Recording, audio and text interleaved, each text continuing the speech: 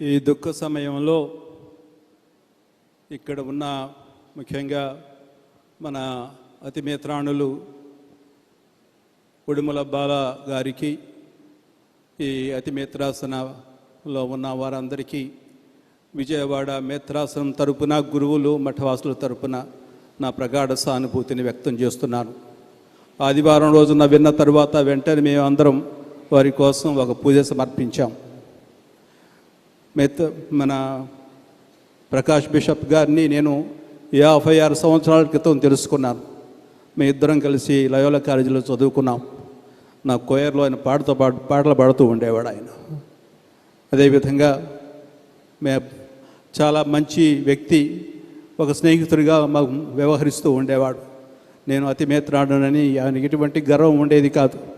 మాకు సజెషన్స్ ఇస్తూ అందరినీ ప్రోత్సహిస్తూ ఉండేవాడు. ఎప్పుడు నడుస్తూ ఉండేవాడు. ప్రొద్దునే లేచిన తడవుగా నడవటమే ఆయన పని.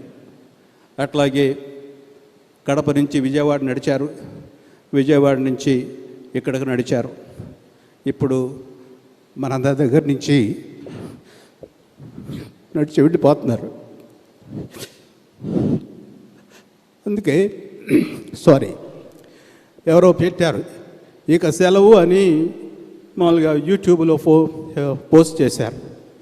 చదవటం బాగానే ఉంది కానీ చెప్పడం చాలా కష్టం. సెలవు.